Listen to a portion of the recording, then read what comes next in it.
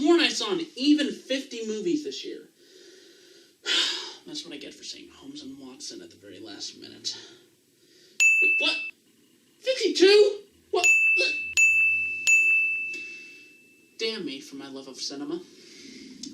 Greetings, ladies, gentlemen, and others. I am the Orangeception! Okay. I am the Guardian, and welcome to another end-of-the-year list. This time I've got the worst of the worst to the best of the best of 2018 for you guys. Now, I actually did see a lot more movies this year than I saw them last year, so please bear with me. So this video is going to be much longer than that one.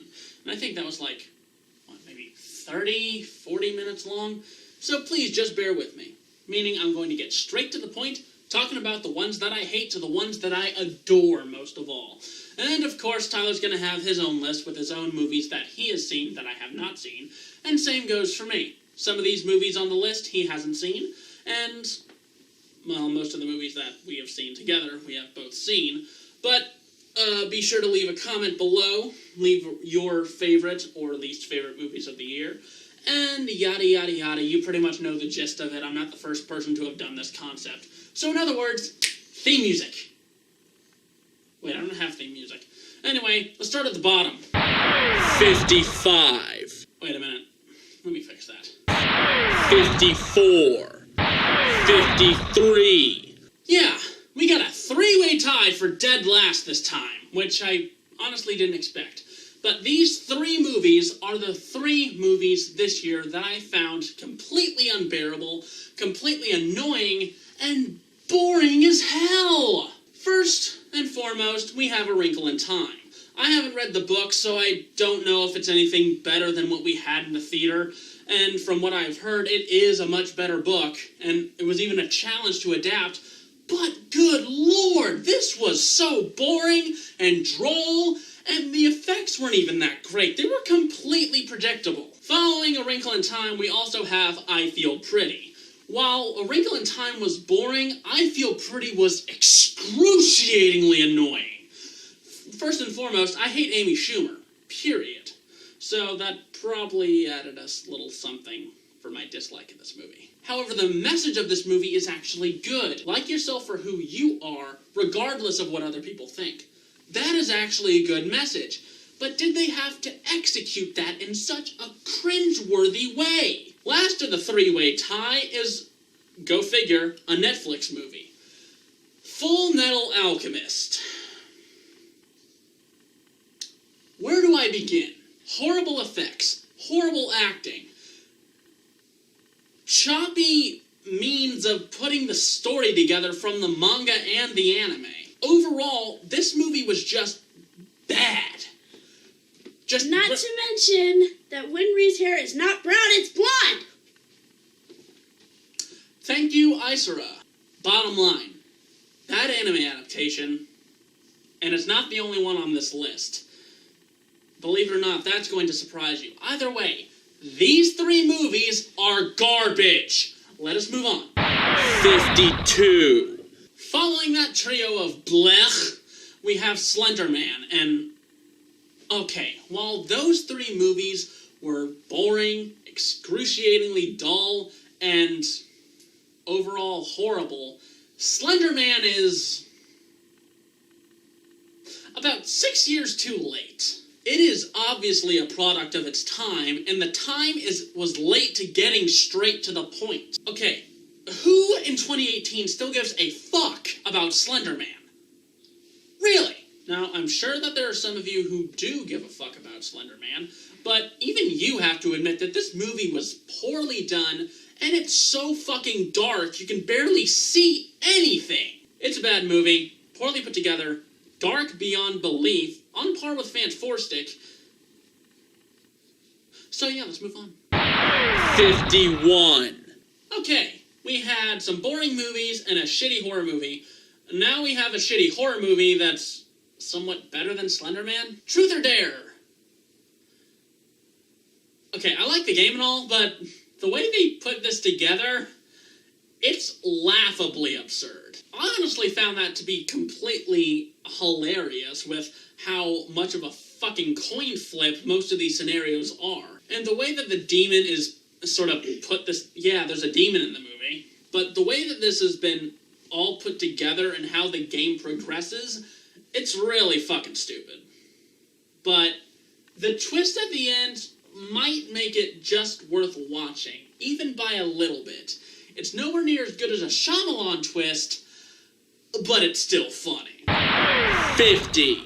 Liam Neeson can be a great actor, but the fact that he has been given role after role of the same stuff, of either getting revenge or finding someone again, and The Commuter is no exception. While it's the third rare moment where Liam Neeson is just trying to save people, period, it is still below average. Liam Neeson in this movie is Liam Neeson in most movies. He's an entertaining guy when he really tries, and most of the time, he is one of the best things on screen.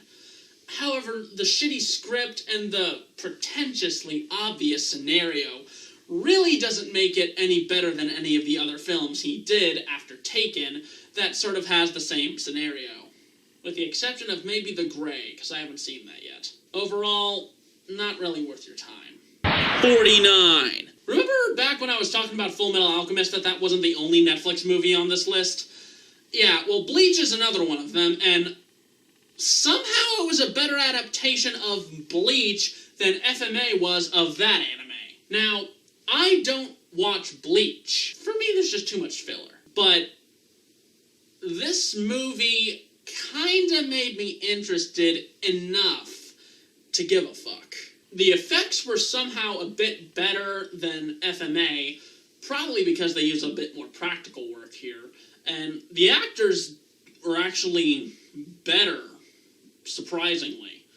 But it's still not the best adaptation of an anime we've gotten. So, you might like it if you're a Bleach fan, but other than that, I'd say give it a pass.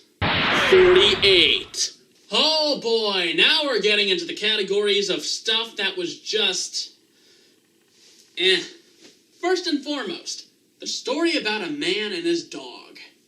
You can't beat that. What if you made that dog robotic? You'd get Axel. And truthfully, it wasn't really bad, but there wasn't really anything cool in it either besides the dog. And really, the way this movie was shot was kind of iffy for me, and there's really just nothing memorable about it. Although somehow it was still a better movie than half the movies that, well, are below this one. So if you have time to kill, maybe take a look at it. Otherwise, 47. On to another movie that was painfully predictable. Die Hard in a Bigger Building, or as I like to call it, Skyscraper. Dwayne Johnson. This dude is phenomenal. He can be funny, he can be dramatic, and he kills it in action movies. He is the best part of this movie, but even then, he's not given enough to work with. The premise is pretty much Die Hard in a much bigger building. Like maybe 20 to 40 times bigger than the building in Die Hard. And honestly, it was underwhelming. They made a movie with Dwayne "The Rock" Johnson in it that was just underwhelming. Last time I saw a movie like that, I think it was Race to Witch Mountain. And that was a Disney Channel movie. Either way, I'll still pick this over Axel. 46. From one Dwayne Johnson movie to another Dwayne Johnson movie. Boy, I have a strange sense of deja vu. Anyway, Rampage. This is technically a video game adaptation because there's a video game called Rampage where you played as a giant monkey or giant animals tearing apart the city. We don't get that until the last fourth of the movie. But Dwayne is still entertaining as sort of like a park ranger, but he's responsible for the animals. And his relationship with George is actually pretty fun. But besides that, this movie drags its feet to get to the meat of things. And it's predictable. A lot of the movies so far have been very predictable, but there are elements that bring them above other ones. The fact that this has Dwayne Johnson fighting alongside a giant gorilla is one of them. So if that piques your interest, knock yourself out. As for me, I'm gonna pass on watching this movie again. 45. Boy, I've just been really negative about the movies so far on this list. I should try being nicer. What's the next one? Oh. Johnny Depp was good. In all seriousness, Johnny Depp was surprisingly the best part in The Crimes of Grindelwald. As for everything else, it took what we did like about the first Fantastic Beasts and sort of squeezed out anything interesting about them. This movie tries to shove too much stuff into its plot at once, with so many different characters doing so many different things, and really, they should have just taken their time with this. Because the first Fantastic Beasts movie is actually really interesting. This one, however, I can't really think of a good comparison, but let's just say it wasn't what we were expecting to see. 44! So we have a David Tennant movie where he is a sociopath, and it was just okay. Bad Samaritan, what went wrong with you? As I said, David Tennant is the best part of this movie. He is a great actor, from Doctor Who to somehow Scrooge McDuck. And even in this, he is very entertaining. And I did like some of the other characters in this movie, but besides that, it's kind of forgettable. I found it to be... what's the word? It was very lackluster, but I still moderately enjoyed it. The way that David Tennant stalks this guy, it is terrifying, and it makes me want to go back and watch Jessica Jones completely so I can see Kilgrave in action. It could have been a much better movie, but I felt that the pacing was kind of okay, believe it or not, given the director. So, watch at your own risk. 43. Okay, I've got to get to some good movies soon enough on this list, because it feels like I've just been being negative and negative. Oh, a Taron Eckhardt and Jamie Foxx movie. Let's see what went wrong with the Robin Hood. One of the major problems I personally had with this movie is that I would have actually liked to see more of Robin training to be the Hood. It would have been nice to see how he became so skilled with that bow. But they only gave us a small part of that, and that was one of the most interesting things in this movie. However, it sort of trips over itself towards the final climax, where things just feel like they should be wrapping up, but they don't. But Jamie Foxx is still very good in this movie as Little John, surprisingly. And Taron Eckhardt as Robin, I enjoyed him. And that one dude is the sheriff. He is often the most entertaining parts in certain movies, but I don't know his name. Probably not going to change either. Regardless, Robin Hood is a fun movie, but it could have been much better.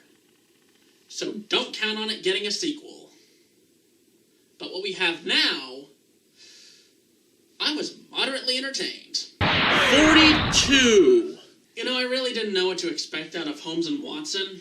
It's pretty much exactly what you would expect from a Will Ferrell and John C. Reilly movie. It's what we had in Talladega Nights. It's what we had in Step Brothers. And it's pretty much what we get in Holmes and Watson. I felt that the first 5 minutes of this movie with Holmes' upbringing, that could have been cut out of the movie and gotten straight to the point with the detective himself.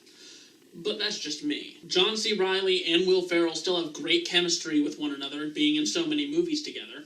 And I did feel that they pretty much told the unsung story of how Watson is treated by Holmes and eventually seen as his equal. So that was also a nice touch. It is actually one of the first movies on this list so far that I can probably label good. Fingers crossed that it goes up from here. 41. Giant robots fighting giant monsters. How could you go wrong? Pacific Rim Uprising was a very lackluster sequel to a very surprising hit, Pacific Rim. First off, Del Toro isn't directing, so that was probably why it wasn't as good as the first one. The climax is easily the best part of this movie, with the giant monsters forming together to become a bigger giant monster. For some reason, I expected the robots to become one bigger giant robot, because that is the only way this movie could have been even more awesome. That is probably the Power Rangers fan in me talking. But everything else about this movie was just slow, uneventful, and, well, pretty much subpar at this point. I did enjoy the climax because that was the best part of this movie, and I think that makes the rest of the movie worthwhile to watch, but don't expect a perfect sequel, because it's not likely this is going to get a third installment. And that is sad. 40. Ralph Breaks the Internet. Thinking more on this movie, there were a few tweaks that they could have made, but other than that, I had a great time. First and foremost, a Stan Lee cameo I did not expect, but I'll get more onto that guy in an entry later on the list. But Ralph going to the internet, and basically, it's hard to describe this movie because it has so much potential, and like 75% of it worked out, but there's still a 25% of it that sort of made you scratch your head. But in the end, I've still found it to be a fun movie. Just don't think about it too hard, otherwise you're going to have warning signals going off in your brain back with the first movie. John C. Reilly as Ralph still kills it in that role, and Vanellope von Schweetz in this movie interacting with the princesses at that one point, you know, that part that we all saw in the trailer, easily one of the best parts. The relationship and the message still, it's amazing, that message. It actually brought me close to tears. Despite the issues that it did have, it still hit you home with a good emotional message, and I think a very entertaining time, despite the bumps in the road it did have. Overall, it's an imperfect sequel, but one that is still loads of fun. 39. Overboard. Romantic comedy, rags to riches, y Espanol. This movie was actually a pretty good romantic comedy, and I did find myself eventually liking the characters. Believe it or not, I did enjoy it. The acting was pretty good, the scenario, while done to death, still felt relatively fresh with a bit of an accent on it, sometimes literally, in fact. I can't really say much else about this movie due to that simple premise, but the fact that it is so simple makes it somewhat refreshing with just a straightforward plot line with that. Overall, a pretty good riches to rags story that I felt pretty much entertaining. 38. Another video game movie, huh? Okay. Tomb Raider, while not perfect, was still actually okay. Oh, I expected a bit of flame war, but it was pretty good. Now, it's not perfect, and I can't really say much else but that, due to the fact that I've never played the Tomb Raider games. How dare you! That's what I should have flinched for. But the movie itself, I thought it was fine, it had some good action, and it represented the new Tomb Raider game pretty well. I've at least seen the concept art, so I know what I'm talking about. That doesn't count. Overall, great acting, great action, and a great Nick Frost cameo I did not expect. So, I'd say it's probably one of the best video game movies we have. But given our current lineup of those, that's not saying much. But it does say how well made this movie is. 37. Venom sucked. But I enjoyed the shit out of it. Okay, I did not expect this movie to be good, and it really wasn't. Will say, though, Venom was perfectly made. Although his comparisons to Spider-Man are very clear with his attitude in this movie. Tom Hardy as Eddie Brock, I didn't expect to work, but it did. And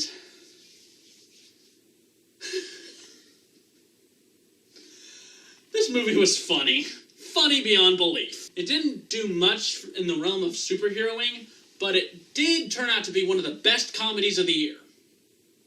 One of the best buddy comedies of the year. Go figure. And fingers crossed that this movie gets enough money made, because I need to see Carnage! But hopefully Woody Harrelson cuts off that Ronald McDonald wig. Ish. Overall, bad, but entertaining. 36. Okay, while Venom was bad, but entertaining, The Meg was ludicrously entertaining.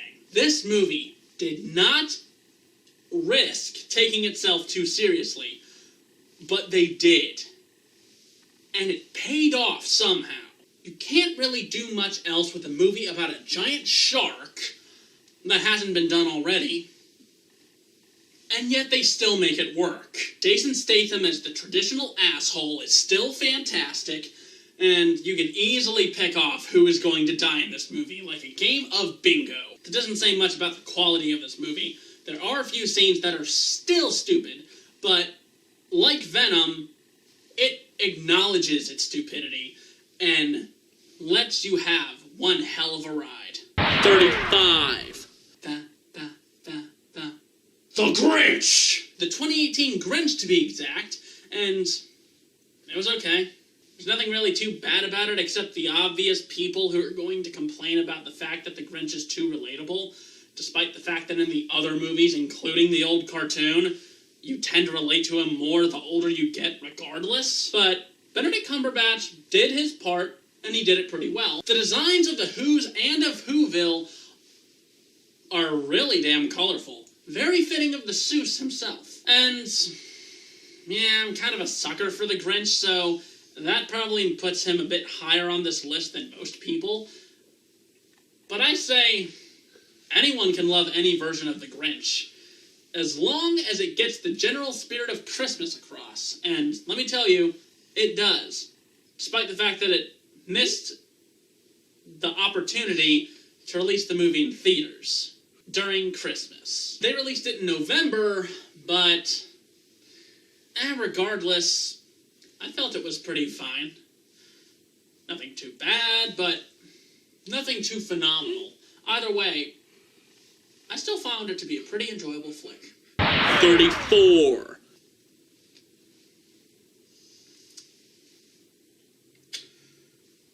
A bunch of women who get together to steal a necklace as a heist. If that didn't sound so sexist, Ocean's 8 might have been a better movie. I found the characters to be entertaining, the actresses did a very damn good job of doing their parts, and honestly, Anne Hathaway is just a treat. Now, this movie has made me want to see some of the other Ocean's movies, particularly the good one, but I felt this wasn't that bad. The main issue is the fact that their heist is pretty much just stealing jewelry, as opposed to stealing from a bank or stealing cars or something. But the way they put together the heist and thought around it was pretty neat. So now, I'm not being forgiving of that fact. However, I still enjoyed the movie overall. I'll leave the rest to you. 33. Jurassic World, The Lost Disappointment. Hey, Guardian, mind if I join you for this one? Oh, hi, Isara. Do you have some things to say about this movie? Yes. Oh, well, by all means. Thank you. Annyeong. So, what do you have to say about this movie? Honestly, as a longtime fan of the Jurassic series, from beginning as just Jurassic Park and now Jurassic World, why? Oh my.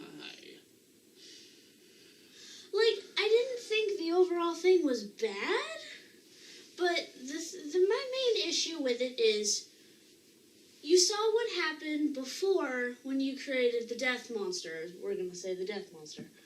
But... The Indominus Rex. Mm-hmm. Why would you create something worse? My question is, why would you add it in at all if it's just going to show up in the last quarter of the film? I mean, if you're going to create another Deathosaurus Rex, or in this case, the Indominus Raptor. Yeah, that's about right. Indoraptor, that's what it was called. Well, it's for Indominus Raptor, so, yeah. Why wouldn't you make that the focal point? Or make it the second point of the second half, because you'd think that them escaping from the island would be the main focus, but after that, it's on to selling off dinosaurs to the highest bidders. No. What? That's what I'm saying to that. No. Oh, selling the dinosaurs? No. But the reason it's so high on this list is because I still felt the cinematography was nice, the acting was pretty good, even though they kind of botched the relationship between Owen and whatever that chick's name was. I forget. Point is, there are good things. I have to agree with you on that. There are good things, but not all of them are done well enough. Nope. Although that ending with the raptor being where the T-Rex was when he was roaring, that was... Well, Rexy's always a hit. You're my boy, Blue. 32. Blockers. Otherwise known as the movie where John Cena played ass beer thing. Whatever that shit was called. Easily the best part of that movie. John Cena and the other actors who are the parents in this movie, they do work well off each other, and the concept of them trying to cock-block their daughters obviously leads to comedy gold. And I thought it was funny as hell. So, if you want to watch this movie, go ahead. If nothing else, then to see John Cena get a beer tube stuck up his ass. 31. Jack Black is back, baby! And this time he's a warlock in a house with a clock in its walls. I found this movie a bit entertaining considering that, well, I just watched Goosebumps the day before. Well, rewatched Goosebumps. So, I kind of looked forward to seeing Jack Black yet again. And, frankly, he doesn't disappoint too much. Yes, a few things are blah-biddy-blah, mostly due to acting tropes, like, liar reveal, blah blah blah, but besides that, I found the magic in this to be very damn entertaining. And the climax did have me on the edge of my seat. The characters themselves are pretty memorable for the most part. So, if you enjoy mysticism, some pretty good acting, some very interesting effects, and a story that I don't think I've seen before in the wizarding world, hashtag not Harry Potter, I'd say check this movie out. Because, truthfully, I liked it. 30. Peter Rabbit. He's a rabbit played by that one guy. I'll show his picture there. It felt like Winnie the Pooh-esque, but mostly focused on the rabbits. And I thought it was pretty damn funny. The basic premise is entertaining, and when they go into town, it's kinda predictable, but it's a cutesy animal movie. What do you expect? With well-put-together cinematography, a pretty good cast of characters, and, well, I did mention the cute factor, so this is definitely going to be a hit with the kids. But with me as an adult, I still found myself laughing and enjoying throughout. So, do with that what you will. I, for one, give Peter Rabbit a pretty decent thumbs up. 29. What to say about this movie? It's a pretty decent documentary for Queen, with a few bumps there, but Bohemian Rhapsody, I liked it. It's kind of like a documentary, but not really. Seeing how some of the songs were put together was very insightful. And the ending at the end with the concert. and the singing and the pizzazz. It kind of brings out the Freddie Mercury in all of us. I don't know if that sounded bad or not, but regardless, thought the movie was entertaining, but if you're going to watch it, you might want to be forgiving of a couple factual errors. Other than that, well shot, well acted, and, of course, Queen's fantastic music. What could go wrong? Watch it and see for yourself. 28. Yet another Netflix movie, and this time it's about the Jungle Book. Specifically, Mowgli. And, well, it was well shot, well acted, and fuck that guy's name. One quick Google search later, and I remember it's Andy Serkis. Give that guy an Oscar, please. He made a pretty damn well movie in this. I found it to be very entertaining, pretty terrifying at some points, and he killed it as Baloo. I never knew the Jungle Book was so bloodthirsty, because I grew up with the Disney version. Although, is it wrong of me that I kept expecting Baloo to jump out into song? Come on, Andy Serkis singing like that would have been hilarious! Regardless, the serious take on a story that I didn't know was serious to begin with turned out pretty well. Whether the critics agree or not, I found this movie to be quite entertaining. 27. Anyone who's anyone, midlife crisis or not, put together a game night. And let me tell you, game night takes that to a whole new level. Great acting, some very interesting characters, especially the cop. Weirdo. But overall, the chase, the thrill, and the way these characters play off of one another makes it pretty damn good. Along with the way it's shot, they do zoom-out shots like they're on the game board. And that is phenomenal how they did that. I found that to be downright breathtaking. Probably because I'm a nerd, but who cares anymore? Either way, I found this movie to be quite engaging, very much thrilling, and funny. I thought it was okay. 26. I'm about to get swarmed by people in the comments, but I actually liked Solo. Fuck off. Even more of an unpopular opinion, I felt Solo was... I think it's my favorite Star Wars film now. Let me explain.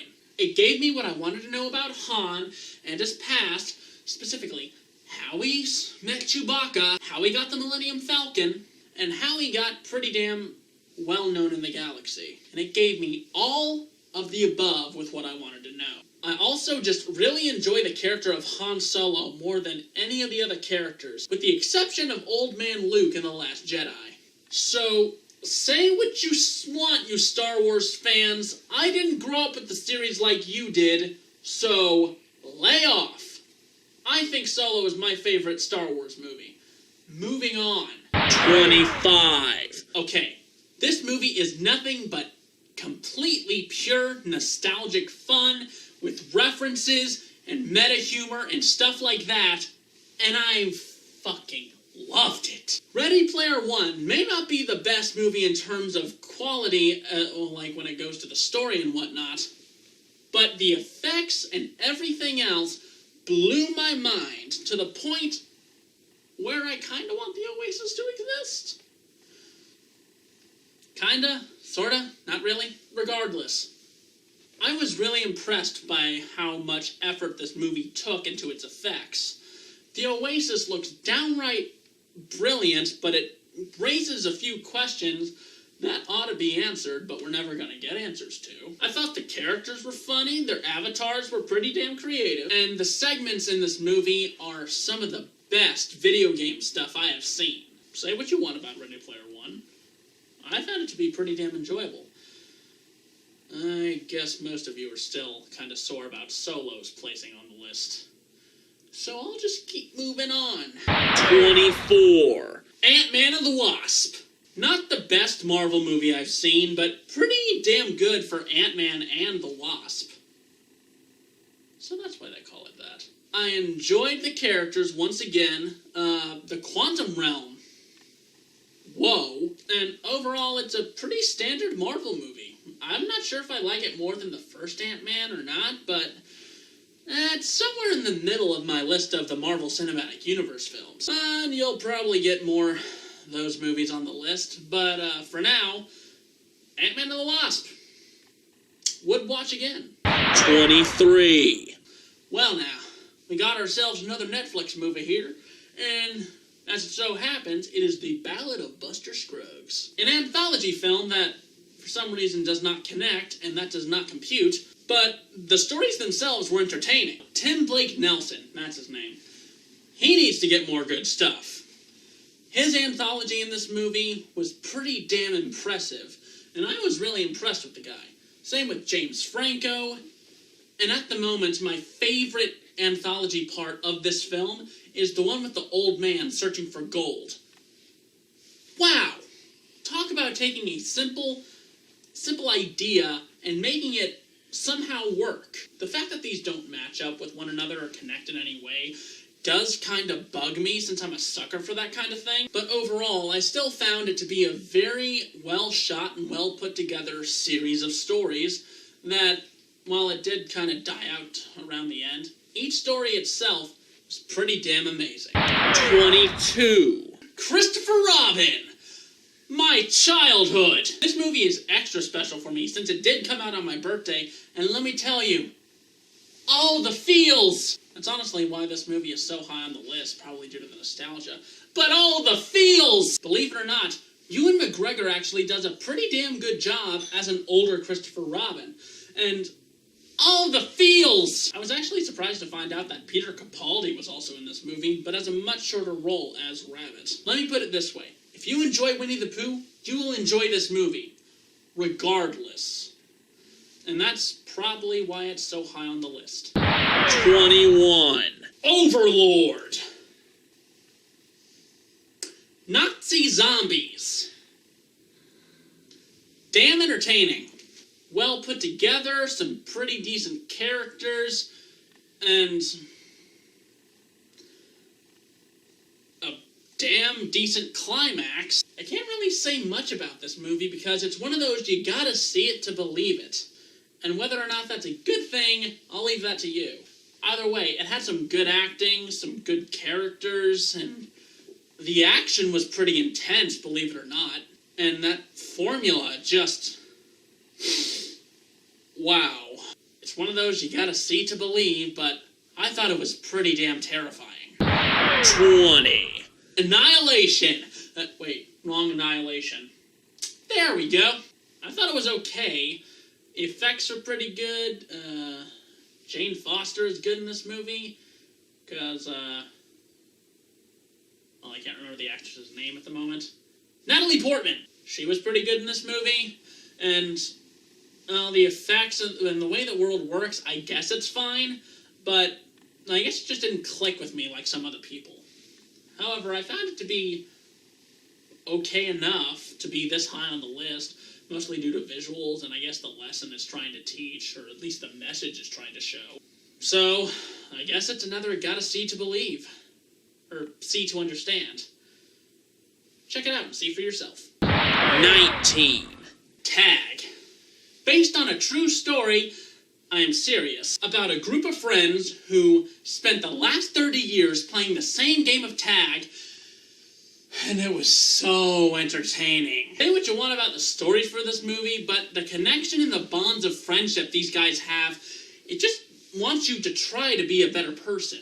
Especially with what happens at the end, no spoilers. But either way, Tag was one hell of a fun movie, just like the game itself is actually fun. So, bottom line, check it out. 18.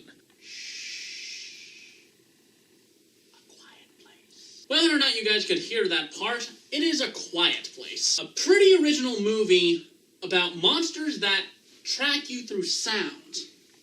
And the entire time during this movie, it is an on the edge of your seat type of movie. Because the slightest sound and you are dead. That concept I haven't really seen too much of in movies, so I appreciate and respect the new approaches it was trying to take. I can't say much about the acting because, well, they're trying to be quiet most of the time, but their facial expressions kill it because they're being stalked by these monsters, and overall, You just have to see it. I know that's a lazy excuse, but really, it is worth that. Although if you're not a fan of horror movies, you're probably not going to like this. But, it gives you chills. The Teen Titans are back, and this time they're going to the movies. This movie actually made me watch some of the actual show of Teen Titans Go, and it's not really as bad as I thought. This movie somehow mixes the fun, over-the-top shenanigans that the show has, and mixes it with some of the old classic kick-assery of the old cartoon. Which the ending of this movie is actually a tease for the continuation of the classic cartoon. But the movie itself was really awesome, with the Titans striving to get their own movie made, but they end up tripping over themselves and completely making everything go kaput. And believe it or not, there's a Stan Lee cameo in this. Probably one of his best, too. Now, I'm fine with that being in this movie because this is before his eventual passing in 2018. Rest in peace, Stan Lee. But everything about this movie is great. Especially Nicolas Cage as Superman. You finally did it, big guy! 15. First they stay at home.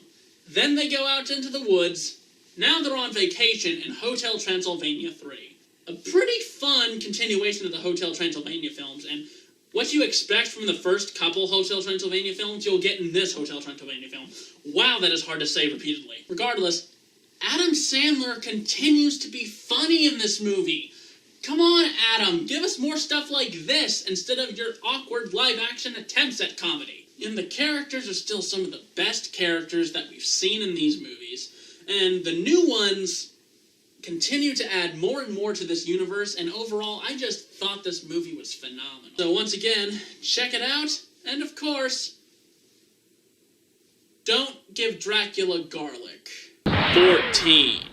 Everyone deserves a good love story, and so does Simon. I saw this movie 3 times, and it is that good. The drama in this movie was really well done. The stuff from his parents to his friends to even the school and the whole internet. This kid, I don't know his name, I'm not going to bother looking it up, but he is the same older kid from the first Jurassic World, and this guy is going places, I swear, because he kills it in this role. I enjoy the character, I enjoyed the story, and Wally West, man, you kill it in this movie too.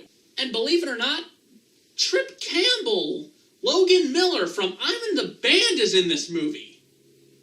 That was a very pleasant surprise. BTW, I'm in the Band, awesome show. Regardless, love Simon. You gotta love it. 13. What can be better than Kurt Russell as Santa Claus? No takers? Well, that's what we get in the Christmas Chronicles, and let me tell you, Kurt Russell is one of the best Santas I've seen. He is an asshole in this movie, but you understand why, and he's not always ho ho ho, but when he is, it's pretty touching. This has some of the best moments for any Christmas film, and I actually thought this was a TV show because of the name, but the movie itself was really well done. Shockingly, it's one of the best Christmas movies I've seen in recent years. So, check it out. If nothing else than to see Kurt Russell as Santa. 12. We got ourselves another DC movie, and it's the fangirl's eye candy. I mean Aquaman. Some of the best parts of this movie is when you're underwater in Atlantis and globe-trotting. It is some of the best looking CGI we've seen. And Jason Momoa as Aquaman, man, he can rock that orange and green suit. Aquaman was easily one of the most entertaining parts of Justice League, and this does not fail to be a good movie and a better introduction to the character of Aquaman, despite the fact that it follows Justice League, which I actually thought was kind of weird. It does have the staple of a DC Cinematic Universe movie, where it tries to fit so much in at once, but it's more forgiving with that because you actually see that as opposed to it building up to something in a later movie. Either way, I consider it the second best DC Cinematic Universe movie we've got, right behind Wonder Woman, and I hope this cinematic universe can pick up its tracks because I would like to see more of these guys. It's a great movie. Watch it. 11. Black Panther. Pretty entertaining film. One of my favorite Marvel movies that I have seen this year, obviously. Chadwick Boseman in this movie is really good. And so is Michael B. Jordan. In fact, the acting is much better. What Aquaman didn't really do very well with showing the world, Black Panther got that much more well done with Wakanda. I wanted to see what would happen after the Civil War stuff. And we got exactly what we wanted, which sort of led into a civil war in his own people. It's funny how that works, isn't it? Great acting, great effects, pretty much everything that you've already heard about this movie. I can't really think of anything clever to say after this, so just watch the movie if you haven't already, despite the fact that half of you have already watched it. Twice. Number 10. Endgame better not fuck this up! Because Infinity War had one hell of a build-up. Once again, same stuff you've probably already heard about this movie. Great acting, great effects, great characters. And the conclusion at the end of this movie was...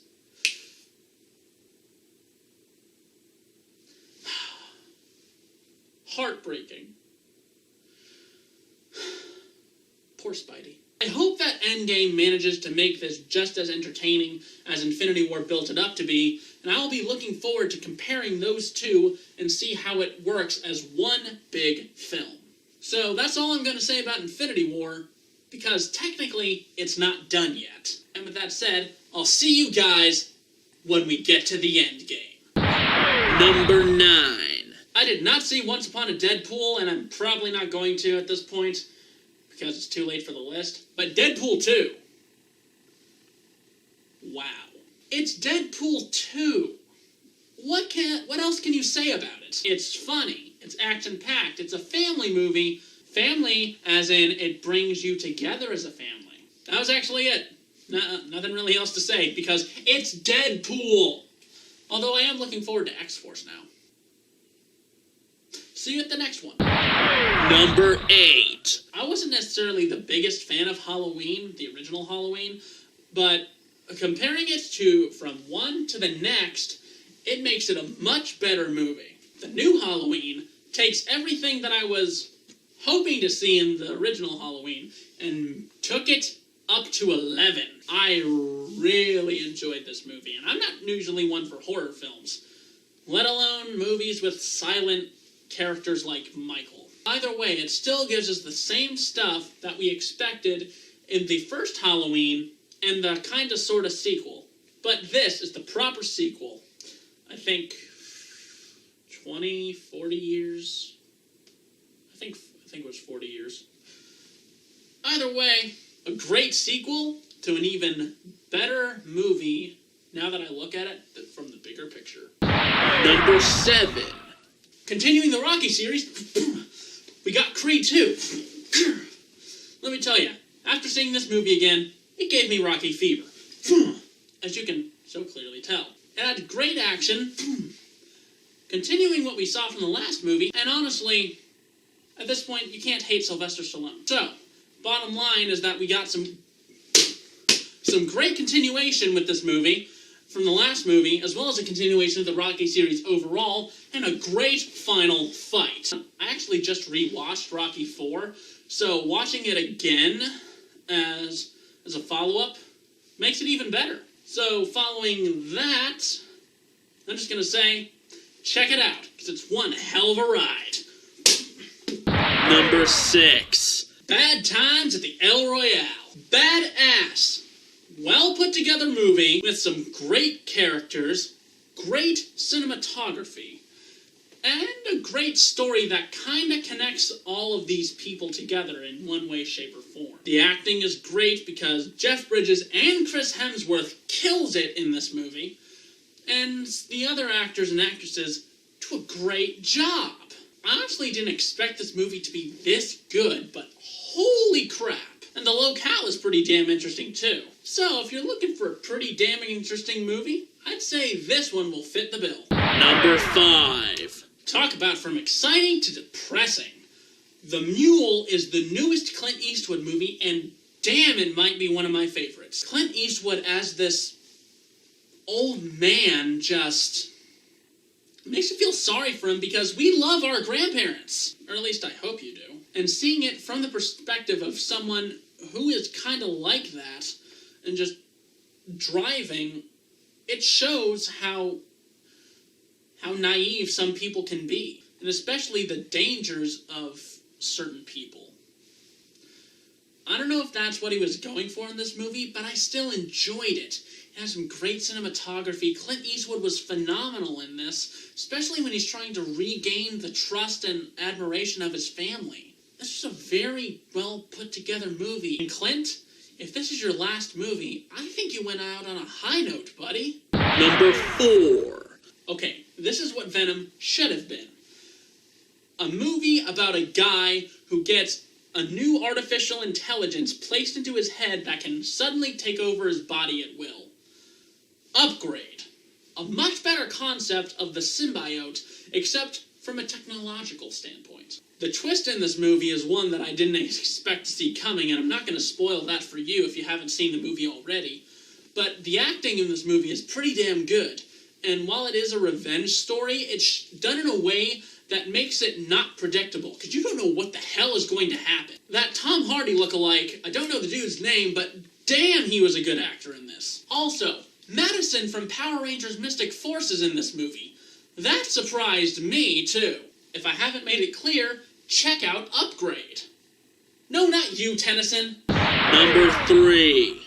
The continuation of the Mission Impossible series might leave us with one of its best movies. Mission Impossible Fallout was one hell of a thrill ride from scene to scene to scene. It did give us moments to breathe, and I do see Simon Pegg as the best character in these movies, but it still kicked major ass. And of course the mustache that made Justice League shit its pants. Henry Cavill works that mustache. Overall, a great continuation to a great movie series. Number 2. Ba-dum-bum-ba-da! Incredibles 2! 14 years later, we finally got Incredibles 2, and I don't think it disappointed! I enjoyed this continuation more than anyone should. I don't know why, but it hit me on a certain level that made me think that this was the best movie of the year. Then I saw something else. No spoilers. Yes, a continuation to one of the most anticipated movies of all time, and I don't think it failed. It continued the stories from the Pars that we left off on. It gave us more development for them beyond the superhero stuff. And it gave us more screen time with the Pars themselves. One of the biggest issues with the first movie is that it focused a little too much on Mr. Incredible. However, we get more time with each of the family members, even Jack. Some of the best things about the last movie came back to this one, and while the villain itself isn't really as good as Syndrome, I still think it was a great movie. No, not just great. The acting, the anticipation, and the fact that it didn't let us down. This movie is not just great, it's incredible. Number 1. I don't know if most of you caught this, but the shirt I'm wearing was a dead giveaway. Into the Spider-Verse! Best movie of the year! The flipping action is beyond belief in this movie, with 6 different spider people. And I say that because of this. 2 of them are girls, and one of them is an anthropomorphic pig. I enjoy the Spidey stuff in the Ultimate Universe most of all, because that has some of the best character stuff. And Miles' story in this movie is phenomenally well done. It takes us from when he gets his powers, to meeting Spider-Man, to losing him right afterwards, and trying to deal with the fact that something is going wrong with the space-time continuum, and he needs the help of these other Spider-Men, especially Peter B. Parker, in order to help him. And Miles himself is one of the best written characters in this movie. Kinda has to be because he's the main character. His story from wannabe Spider to the Spider-Man is one of the best. It's just one of the best parts of this movie. Jay, you are Miles Morales. Moving on to the other Spider-Man. Spider-Gwen is amazing. Spider-Ham is funny as hell. Penny Parker I didn't expect to like so much. Give us a movie about her, please. and Spider-Man Noir, voiced by Nicolas fucking Cage. Give this guy more voice roles. I think he found his shtick. And Peter B. Parker. I am thrilled that we see a sort of adult Peter Parker, Spider-Man, who is sort of down on his luck, and he's kind of a loser, but he's still very entertaining, and you do feel sorry for this guy. And the other characters, while their character models are a bit awkward, I still felt that they were well done as well. And moving past all of that, all the characters and the story, this has to be one of the best animated movies I have ever seen. So much great looking animation in this movie, straight out of a comic book, and it looks phenomenal. The colors, the angles, the way that it's slowed down with certain bits in animation like he's sort of moving in a comic book. And the word boxes and everything about this movie was fantastic. And all the Easter eggs in this movie, oh, they just left me speechless. There was even a Spidey suit from the game in this movie. You know, Spidey PS4, hashtag best game of the year. Regardless, I love this movie to death. I've already seen it 2 times, and if I can help it, I'll see it a 3rd time before it goes out of theaters at some point. This movie is easily one of the best movies of this year. And this might be the hype talking, but good lord. Sorry. Good lord, it is so well done. Have I stressed this enough? Spider-Man Into the Spider-Verse. Best movie of the year. One of the best movies of all time. Yeah,